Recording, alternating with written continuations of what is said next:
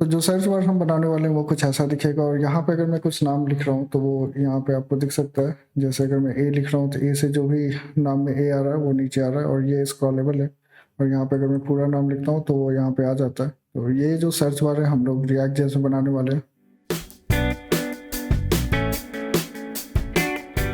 जैसा कि आप स्क्रीन पे देख रहे हैं, रिएक्ट अब स्टार्ट हो चुका है, और यहाँ पे इसका कोड है, इसको मैं थोड़ा बड़ा कर लेता हूँ। और सबसे पहले जो हमारा app.js वाला फाइल है, इसमें से जो भी ये हेडर वगैरह है उसका रिक्वायरमेंट नहीं पड़ेगा हमें, तो मैं इसे निकाल देता हूँ। और यहाँ पे मैं एक फ़ाइल क्रिएट कर लूँगा, search.jsx। और इसमें क्या होगा कि ये फाइल को मैं जल्दी से क्रिएट कर लेता हूँ, जो कि सर्च वाला है। और ये जो सर्च है मैं यहाँ पे इंपोर्ट कर लूँगा, इंपोर्ट सर्च फ्रॉम सर्च, ऐसे इंपोर्ट हो जाएगा। और यहाँ पे मैं इसको यूज़ कर लूँगा। और अभी अगर मैं आके देखता हूँ तो ये सर्च हमें यहाँ पे दिख रहा है। और यहाँ पे मैं क्या करता हूँ कि ये जो सर्च है, इसके यहाँ पे सबसे पहले मुझे एक इनपुट फील्ड बनाना पड़ेगा। तो मैं ये जो हमारा डिव है उसको मैं नेक्स्ट लाइन में ले लेता हूँ। और यहाँ पे मैं यूज़ करने वाला हूँ टेलविंड CSS का, जो कि मैंने ऑलरेडी सेटअप करके रखा है। तो मैंने और भी वीडियोज़ में बताया कि टेलविंड आप कैसे सेटअप कर सकते हैं। उसके लिए आपको जाना है website install Tailwind in React पे। और यहाँ पे आने के बाद आप देख सकते हैं कि ये स्टेप्स है। आपको कुछ नहीं करना है, सबसे पहले ये वाला कमांड चलाना है, फिर जैसे ये कंप्लीट होगा आपको सेकंड वाला चलाना है। और ये आप जब कमांड चलाते हैं तो ये वाला जो फाइल है टेलविंड config.js, उसमें ये कंटेंट को आपको ये कॉपी करके रिप्लेस कर देना है। और ये जो तीनों फाइल है आपको इसको index.css है, यहाँ पे आपको यूज़ कर लेना है। तो इतना यूज़ करने के बाद टेलविंड आपके जो रिएक्ट ऐप है उसमें आ जाएगा। और यहाँ पे हम लोग टेलविंड का यूज़ करने से ये होगा कि हमारा काम फास्ट हो जाएगा, हमें CSS नहीं लिखना है। तो अब जैसा कि मैं यहाँ पे टेलविंड का यूज़ करने वाला हूँ, और मुझे जो मेरा सर्च बॉक्स है वो स्क्रीन के सेंटर में चाहिए, तो मैं यूज़ करूँगा फ्लेक्स। और उसके साथ मैं जस्टिफाई सेंटर यूज़ कर लूँगा, और फिर आइटम सेंटर का भी मैं यूज़ करूँगा, और मार्जिन टॉप 64 ले लेता हूँ। अब यहाँ पे क्या होगा कि इसके अंदर मुझे एक इनपुट फील्ड बनाना है, तो मैं क्रिएट करूँगा इनपुट। और अब इसके अंदर जो भी मुझे लगाना है, इसका टाइप वगैरह देना है, तो वो सब मैं दे दूँगा। जैसे इसका टाइप हो जाएगा टेक्स्ट, और इसका कुछ वैल्यू होगा, जो वैल्यू हम लोग यहाँ दे सकते हैं। यहाँ पे एक ऑन चेंज इवेंट भी हमें लेना होगा, ऑन चेंज इवेंट आ जाएगा, जो कि हमें क्रिएट करना पड़ेगा। और अभी मैं ऑन चेंज को कमेंट कर देता हूँ। यहाँ पे कुछ प्लेस होल्डर भी लेना होगा, जैसा कि सर्च करके मैं लिख देता हूँ। और एक क्लास नेम आ जाएगा। क्लास नेम में मैं यहाँ पे CSS वगैरह डाल सकता हूँ, जैसे जो भी इस इनपुट का CSS होगा।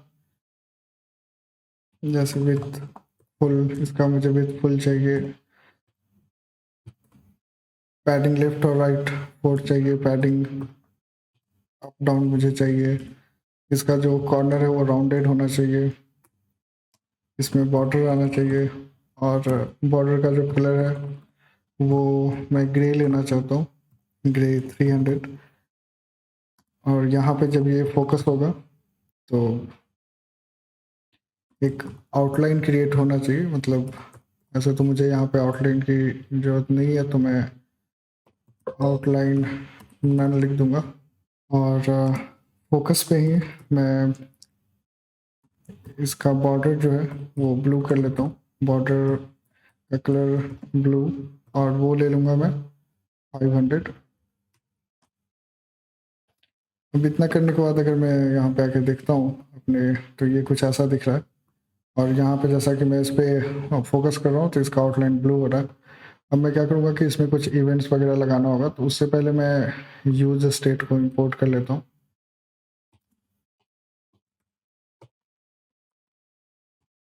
और यहाँ पे जो हमारा क्वेरी है वो स्टेट के अंदर आ जाएगा।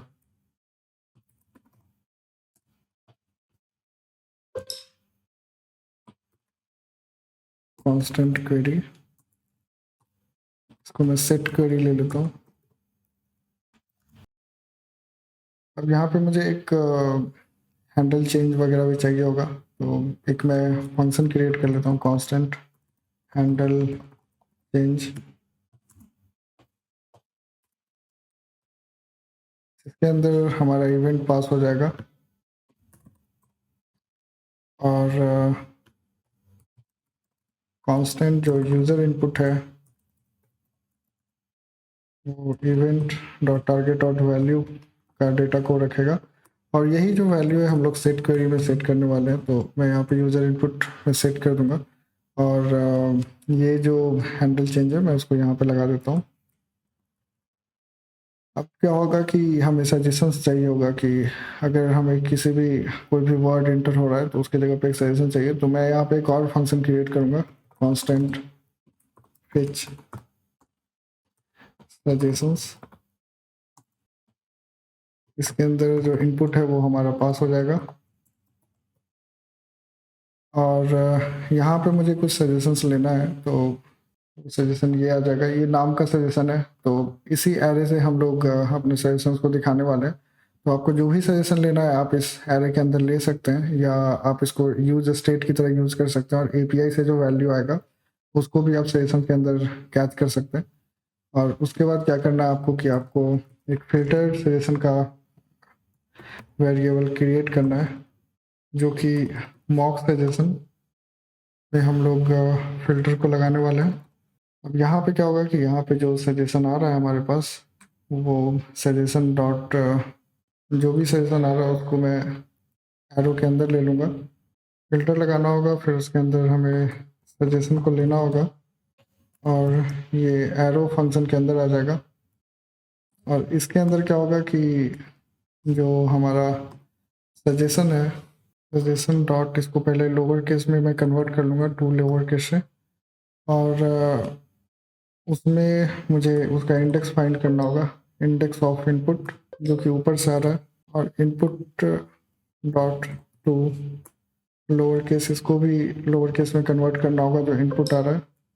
और अगर ये ग्रेटर है -1 से, तो ये पूरा का पूरा जो भी फिल्टर्ड हमारा रिजल्ट है वो फिल्टर्ड सजेशन में आ जाएगा।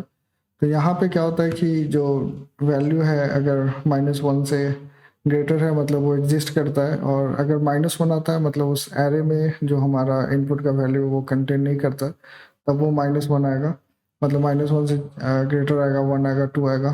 लेकिन अगर -1 आ रहा है मतलब वो उस एरे में एग्जिस्ट नहीं करता। अब नीचे मैं क्या करूँगा कि जो सेट सजेशन है हमारा, एक वेरिएबल हमें लेना होगा सजेशंस का, जो कि मैं यहाँ पे इसको कॉपी करके ले लेता हूँ। एक हो जाएगा सजेशंस और सेट सजेशंस। इसका जो टाइप होगा वो एरे होगा, क्योंकि हम लोग इसको एज एरे की तरह सजेशंस को लूप करने वाले हैं। और ये जो सेट सजेशन है, जो फिल्टर डेटा है, उसको हम लोग यहाँ पे पास करने वाले हैं। और जो हमारा वैल्यू है, वैल्यू में हम लोग ये वाला जो क्वेरी है उसको यूज़ कर लेंगे। तो यहाँ पे मैं ये क्वेरी लगा देता हूँ। अब ये जो हमारा सजेशन है उसको दिखाने के लिए मैं एक अलग से अनऑर्डर्ड लिस्ट का यूज़ कर लूँगा, और उसके अंदर हमारा सजेशंस मैप होगा, जो कि सजेशंस का ऊपर बना है। तो सजेशंस डॉट मैप, यहाँ पे इसका इंडेक्स मिल जाएगा हमें। मैं एल का यूज़ करने वाला हूँ, और एल में जो की है वहाँ पे मैं इंडेक्स पास कर दूंगा। ये जो हमारा सजेशन है वो यहाँ एल के बीच में ऐसे हम लोग दिखा सकते हैं। अब अगर मैं कोड को देखूँ तो यहाँ पे अगर मैं कुछ लिख रहा हूँ तो ये कुछ काम नहीं कर रहा है, तो मैं एक बार इसको कंसोल में देख लेता हूँ। तो यहाँ पे मैंने इसको लिंक नहीं किया है। तो ये जो फिच सजेशन है, जब भी हम लोग कुछ इनपुट दे रहे हैं तो हम लोग इसको ऐसे पास कर देंगे, और इसमें यूज़र इनपुट पास हो जाएगा। तो जाके ये फिच सजेशन वाला जो पार्ट है वो इसको कॉल कर पाएगा, और मे बी इस बार हमारा कोड काम करेगा। तो आप देख सकते हैं ये कोड इधर साइड में आ रहा है। अगर मैं कुछ भी नाम लिख रहा हूँ तो ये फिल्टर होकर आ रहा है, लेकिन ये सही से नहीं आ रहा। तो उसके लिए मुझे क्या करना होगा कि ये जो यहाँ पे हमने फ्लेक्स यूज़ किया है तो उसको मैं एक डिव के अंदर कर दूंगा।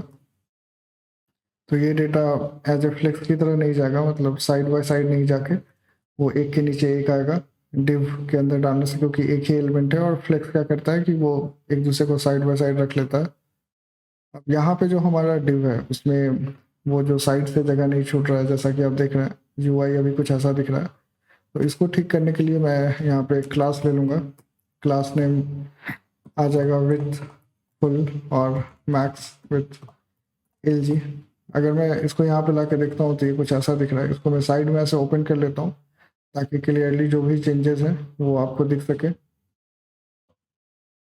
अब जो हमारा ये वाला जो भी सजेशन है वो ऐसा कुछ दिख रहा है, तो मैं क्या करता हूँ कि यहाँ पे एक क्लास लगा लेता हूँ, क्लास नेम टेक्स्ट लेफ्ट, जिससे कि ये लेफ्ट में अलाइन हो जाए। और इसके पीछे कुछ बैकग्राउंड वगैरह आना चाहिए, इसका मैक्स हाइट कुछ होना चाहिए, तो उसके लिए मैं कुछ क्लासेस लगा दूंगा, जैसे BG slate 200 max with LG करके ऐसा कुछ लगा दूंगा, और पैडिंग 3 ऐसा कुछ डाल दूंगा ताकि कंटेंट पैडिंग में आ जाए।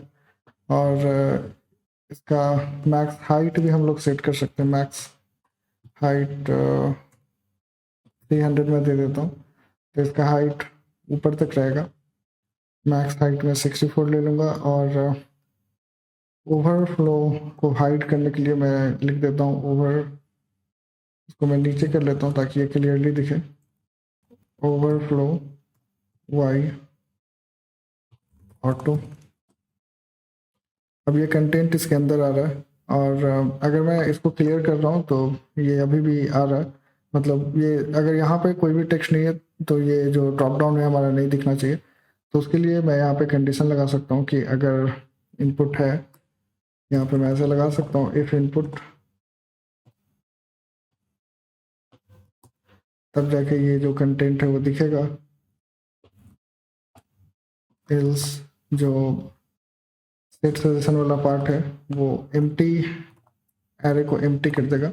अभी अगर मैं कुछ लिख रहा हूँ और ये जो हटा रहा हूँ ये कुछ नहीं है तो ऐसा दिख रहा है, तो इस तरह से हम लोग इसको एम्प्टी कर सकते हैं। अब इसमें और भी कुछ लगा सकते हैं, जैसे अगर कुछ नाम आ रहा है तो इस पर क्लिक करने से इसका वैल्यू इस पर चला जाना चाहिए।